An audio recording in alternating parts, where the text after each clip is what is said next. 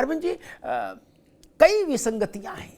मुझे लग रहा है कि एक तो पढ़ना लिखना बहुत जरूरी है सबके लिए, केवल पत्रकार के लिए नहीं, नेता के लिए भी। और जो नेता हो जाता है वो मान लेता कि पढ़ने लिखने से तो मेरा कोई लेने देना नहीं, अब मुझे तो बोल रहा है अल्वल, मैं पढ़ने में लिखने वाला, मुझे कोई इम्तिहान देना है नहीं, झाड़े रहो कलेक्टरगंज। कई मुख्यमंत्री, कुछ मुख्यमंत्रियों को मैंने सुना बोले हम अपने यहां लागू नहीं होने देंगे। स्टालिन भी बोले, ममता जी भी। वो ये समझ रहे हैं शायद ये राशन कार्ड बनना है क्या? ये राशन कार्ड नहीं बनना है,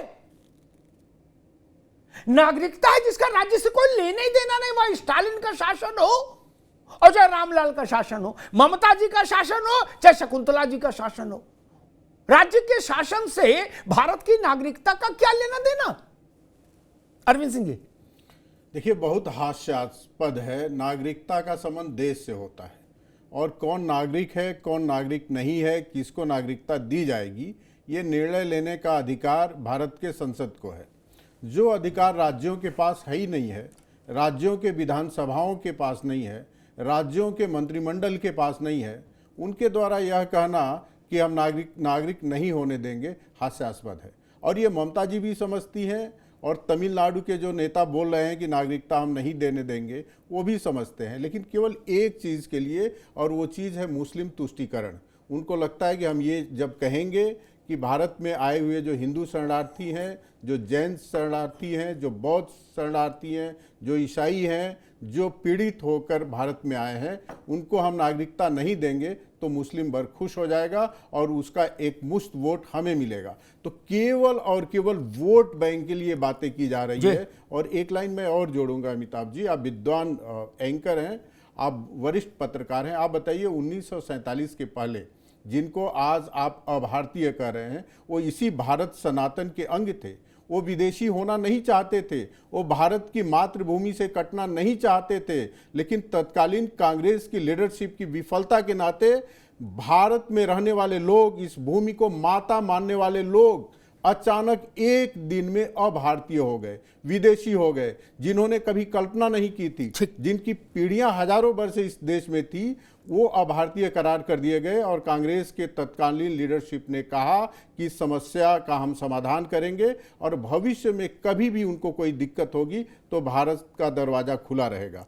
और आज जब भारत अपने संकल्पों के तहत एक कदम उठा रहा है तो उसका विरोध किया जा रहा है, ये बहुत शर्मनाक है। ठीक, तकी साहब, अच्छा ये बताओ, ऐसा तो कुछ कंफ्यूजन हो गया हो, हम लोग समझो ये RWA का मामला है क्या? बोले गाड़ी का स्टिकर हम देंगे, ये देश की नागरिकता, इसका मुख्यमंत्री से क्या लेना देना? राज्य से कोई लेना देना नहीं। राशन कार्ड बनेगा तो आप मालिक को क्या, गुड्डू को दो, पप्पू को भगा दो, है? आय वो हैसियत सर्टिफिकेट जारी करना है, आप मालिक हो। वारिसान जारी करना सर्टिफिकेट, आप मालिक हो क्या? जात का सर्टिफिकेट देना, आप मालिक हो। नागरिकता का फॉर्म तो नहीं छपा लिए कहीं गलती से, बोले हम इस पे भी मोहर लगाएंगे?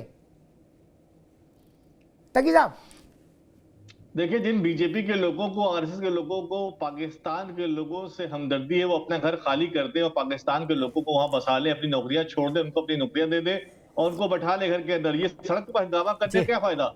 अभी कुछ दिन पहले पाकिस्तान के लोगों पर बुलडोजर चला रही थी बीजेपी की सरकार और उनको वहां से हटाया गया है। आपने देखा दिल्ली का ही केस हुआ है। और जो पाकिस्तानी पिछले 10 साल से लगातार रह रहे हैं और जो मांग कर रहे हैं कि हमको सिटीजन दी जाए, उनको क्यों नहीं नागरिकता दी जा रही है?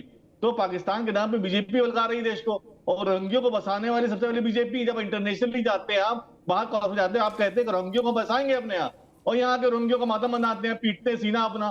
50,000 रोहिंग्या आए, 50 लाख हिंदू आए पाकिस्तानी। आप बताइए कहाँ कहाँ किसको क्या क्या बसाया गया है, क्या क्या नागरिकता दी, क्यों नहीं मकान दिए जा रहे हैं लोगों को जो झुकी झोपड़ी?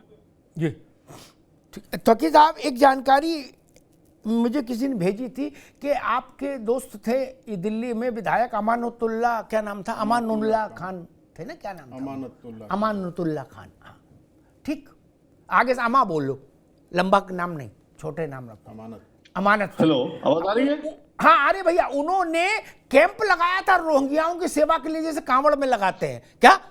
जी जम्मू और जम्मू में बिरयानी बीजेपी वगैरह ने चलने लोगों दी को थी, बताया। बोले रोहिंग्या आओ।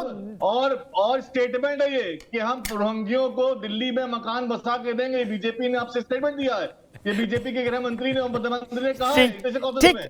तकी आप साहब, रिकॉर्ड ठीक है, करके देख लीजिए, ठीक ये ठीक इन्होंने कहा है। ठीक है तकी साहब, आएंगे आज दोबारा। पाकिस्तान मैं ने माथा अभी पीट लंबी रहे हैं, बहस चलनी, ये बता अरे रहे हैं रुको ना पाकिस्तान भाई, में अभी लंबी बहस चलनी है।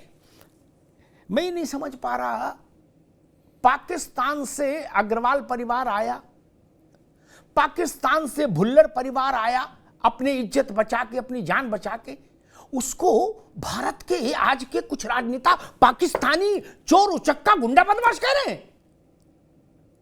कैसी भाषा है, कैसी भाषा है, यह स्वीकार नहीं होना चाहिए। मुन्ना खान साहब, मैं 5 नेताओं के नाम लेता हूं, महात्मा गांधी, सरदार वल्लभ भाई पटेल, भीमराव अंबेडकर, बाबू राजेंद्र प्रसाद और खुद कांग्रेस पार्टी, व्यक्ति नहीं पार्टी, इन सब ने विभाजन के समय वक्तव्य जारी करके कहा कि पाकिस्तान में कोई भी अल्पसंख्यक जिस दिन भी अपने को उपेक्षित, पीड़ित, प्रताड़ित महसूस करे, भारत आए, भारत दोनों बाहें फैलाकर उसका स्वागत करेगा। अब आज फिर इसमें किंतु परंतु क्यों मुन्ना खान साहब? नहीं, उसने पाकिस्तान के लिए कहा था, बांग्लादेश अफगानिस्तान के लिए तो नहीं कहा था। जब आपने बांग्लादेश और अफगानिस्तान, इसीलिए मैं कह रहा हूं कि समझना बहुत, बांग्लादेश कहां से आया? सूडान से आया है। देने दे, जवाब सुन तो ले मित्र, हमारे जवाब सुन जी। आप बहुत मजे एंकर हैं, बहुत ही काबिल एंकर है, मैं बहुत आदर सम्मान करता हूँ अमिताभ जी। सुन तो जी, देखिए, पाकिस्तान के लिए आपने कहा तो क्या वो बांग्लादेश अफगानिस्तान के लिए कहा? अगर आपने बांग्लादेश अफगानिस्तान के हिंदू से इतना ही प्रेम था, इतना ही दुख दर्द था, तो फिर श्रीलंका के हिंदू से नफरत क्यों? आपने श्रीलंका के हिंदू को क्यों छोड़ दिया? जो तमिलनाडु में लगभग 3.5 पौने 4 लाख के आसपास है, वो हिंदू नहीं है क्या? या वो राम भक्त नहीं है? या बीजेपी के हितैषी नहीं है? वो इसलिए नहीं कि वो बीजेपी को वोट नहीं डालते।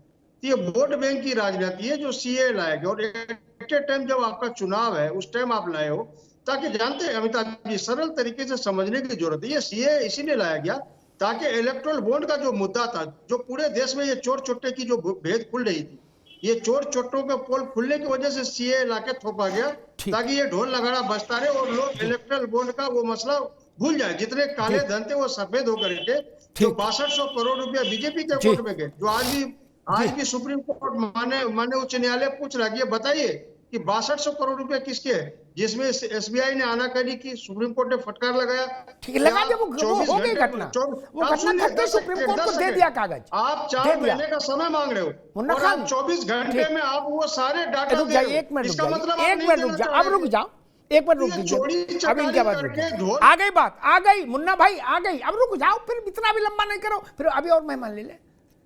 इलेक्टोरल बॉन्ड का मसला सुप्रीम कोर्ट में हो गया, दाखिल दफ्तर हो गया, कागज जमा हो गए, इसलिए खत्म करो।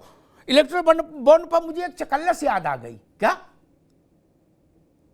कॉमन मैन की तरह, पत्रकार के नाते नहीं, चकल्लस जो गांव देहात में आदमी पूछेगा, क्या वो ये पूछेगा कि भाजपा वालों को दिया, समझ में आता इनकी सरकार है, ये कांग्रेसियों को 1000-2000 करोड़ जो भी मिला, क्यों मिला, किसने दिया, पहले उसकी फोटो दिखाओ, तब तो संकट हो जाएगा। केजरीवाल जी कहते मेरे पास तो सिपाही की ट्रांसफर की भी ताकत नहीं, और उनको जो मिला हो तो आदमी पूछे जब आपके पास कुछ ताकत ही नहीं तो आपको किस क्यों दिया? बड़े लोचे हैं इस राह में बाबूजी, धीरे चलना, इसलिए ज्यादा उत्साह मत रहो मालिक, वो मामला उल्टा पड़ जाएगा। और दूसरी बात, भारत के आम जन, इलेक्टोरल बॉन्ड या अंग्रेजी का नाम तो अभी आया, सब जानते नेता चंदा लेते हैं, क्या? बिल्कुल। जवाहरलाल के समय में भी लेते थे, गांधी जी के समय में भी लेते थे, इसमें कौन सी हंगामा की बात हो गई, बोले देश पलट जाएगा। यही आप लोगों की गलत आकलन जो है ना, इसी ने आपको यहां पहुंचा दिया। आपने कहा राफेल आ गया, अब हम 400 सीट जीत लेंगे, वहां 44 रह गई। यही आप कौन सी दवा खानी है यही नहीं जान पा रहे हो, खानी है क्रोसिन, खा रहे हो एनासिन, आंख में ट्यूब डालना है, टांग में लगा रहे हैं, उसी दिक्कत आती। जोशी साहब, योगी जी ने कहा था कि सीए पर गलत बयानी करने वाले, माहौल खराब करने वाले अब्बा जान और चचा जान सब लोग सुन लें, ये उनके शब्द, चचा जान और अब्बा जान सब सुन लें, गलत फहमी फैलाएंगे, अब्बा जान चचा जान भी सुन लें, उनके अनुयायी भी सुन लें, तो सरकार सख्त कार्रवाई करेगी। आपके कल तक जो नेता थे, राष्ट्रीय महासचिव, राष्ट्रीय नेता थे, राष्ट्रीय महासचिव थे, प्रातः स्मरणीय स्वामी प्रसाद मौर्य के खिलाफ मुकदमा दर्ज हो गया है। क्या? चूंकि वो भी पढ़ने लिखने से, मेरे ख्याल से भगवान का आशीर्वाद है, सहस्त्रों साल से दूर रहे होंगे, समय नहीं मिल पा रहा होगा, इतनी राष्ट्र सेवा में वो लगे रहे होंगे कि उनने ठोक दिया लिख के कि दलितों, आदिवासी, गिरिवासी, वनवासी, मजलूमों के खिलाफ है। क्या? जबकि इससे कोई लेना देना नहीं था, उनके खिलाफ मुकदमा हो गया, जेल जाएंगे तो 10 साल जेल में रहेंगे। कायदे में रहोगे तो फायदे में रहोगे, कायदा टूटेगा तो गड़बड़ हो जाएगी जोशी जी। नहीं, देखिए अमिताभ जी, जी आदरणीय प्रधानमंत्री जी का जो कार्यकाल है वो 2014 से प्रारंभ हुआ और 2024 तक इनका कार्यकाल है, और 10 साल के कार्यकाल को आदरणीय प्रधानमंत्री ने स्वघोषित अमृतकाल कहा है। और जो स्वघोषित अमृतकाल है, इसमें मैं आपको बताना चाहता हूं 8 लाख नौजवान हमारा देश का नागरिकता छोड़कर विदेश चला गया है जी, और वो इसलिए चला गया है क्योंकि सरकार नौकरी देने में सक्षम नहीं है। 2 करोड़ नौकरी की बात थी, 20 करोड़ नौकरी तो नहीं आई, लेकिन आज स्थिति बद से बदतर हो गई है नौकरी, और स्थिति बदतर इसलिए हो गई है क्योंकि अब इजराइल जैसे युद्ध वाले देश में भी हम अपने नौनिहालों को भेजने के लिए विवश हैं। अब मैं पूछना चाहता हूं आपके चैनल के माध्यम से, जो ये सीए लेके आए हैं, तो उन नागरिकों को क्या 5 किलो अनाज खिलाएंगे या 5 किलो अनाज बांटेंगे जो हमारे देश में 80 करोड़ लोगों को मिल रहा है? क्या उनका स्वागत इस प्रकार होगी? हमारे नौनिहालों के लिए तो नौकरी है नहीं, और जब पेपर लीक हो रहा है, लट पड़ रहा है, और लट पड़ने आंदोलन कर रहा है, आंदोलन के बाद लट पड़ रहा है, ये परिपाटी उत्तर प्रदेश में आम हो गई है। और मैं कहना चाहता हूँ माननीय प्रधानमंत्री, माननीय अभी आप कहते हैं योगी जी ने उन पर वो लगाने का काम करा है, कानून का इस्तेमाल करके उनके दबाने का काम करा है। यही दबाने का नहीं, अरे भाई आप कानून तोड़ोगे तो मुकदमा नहीं होगा क्या? आपने कुर्ता पहन लिया तो आपको छूट हो जाएगी? अरे गजब बात कर रहे हो महाराज, कानून तोड़ोगे तो आपका नाम मौर्य हो या कोई हो, जेल तो जाना पड़ेगा। अब सुन लीजिए आप जी, अभी आप कह रहे थे इलेक्ट्रॉन बॉन्ड की बात, आप साथी ने कही तो आपने तरीके से उनको समझाने का काम करा। मैं कहना चाहता हूं आपके एक प्रतिष्ठित चैनल में, यही आदरणीय मोदी जी की भ्रष्टाचार की सबसे बड़ी महत्वाकांक्षा योजना थी, तो ये इलेक्ट्रॉन बॉन्ड की थी। और मैं आपको बहुत जिम्मेदारी से ठीक है, ठीक है वो जोशी जी, इलेक्ट्रॉल बॉन्ड पर चर्चा कर चुके एक दिन 1 घंटा, इसलिए आप उस पर नहीं, हम आपकी बात सही मान लेते हैं। मैं तो बड़ा उदारवादी आदमी हूं, खेमचंद जी आ रहा हूं, मैं आपकी बात सच मान लेता हूं। 15, 16, 17, 20 मई में जिस दिन रिजल्ट आएगा उस दिन चेक कर लेंगे कि भ्रष्टाचारी किसको माना देश ने। ठीक, अगर भाजपा को भ्रष्टाचारी मानेंगे तो 80 सीट आपकी आनी चाहिए यूपी में, और आपकी अगर आई 4 तो हम मान लेंगे कि आपका टाइटा फिस हो गया। नहीं, फिर तो टाइटा फिस मानना पड़ेगा। और कांग्रेस की अगर आई, जैसे वो कौन एक टीवी वाले बता रहे थे कि 37 आएंगी देश भर में, मैंने उनको फोन किया, उनके संपादकों की, क्या ऐसा ना करो यार, 44 से भी नीचे कर दिए तुमने। बोली भाई साहब सच में 37 हैं क्या? मैंने यार 44 से एक ज्यादा देते, वहां तक तो इज्जत की बात थी, तुम 44 से भी नीचे ले आए। अब देखो भाई जोशी जी, आप मेरी आदत जानते हो, अगर आपकी सीट आई 4 क्या, और कांग्रेस की सीटें आई 50 के अंदर, तो हम आपके ये आरोप एक भी नहीं मानेंगे क्या, और आपसे कहेंगे आइए माफी मांगिए क्या? आपको देश के मन और मिजाज की समझ नहीं, आप झूठ बोल रहे थे, दुष्प्रचार कर रहे थे, तब ये कहूंगा। और इनकी आई 50 भाजपा वालों की, तो मुन्ना खान साहब को बुला के कहूंगा, और खेमचंद जी को कि आइए माफी मांगिए, आपने देश में गलत शासन किया, सीधी बात। लेकिन भागने किसी को नहीं दूंगा। मई में दूसरे हफ्ता में मोहम्मद तकी को भी नहीं, हमारे दोस्त हैं, हम इनसे बड़ा प्यार करते, फिर भी उस दिन भाई आना पड़ेगा, माफी मांगनी पड़ेगी, या मुझसे तारीफ लेनी पड़ेगी।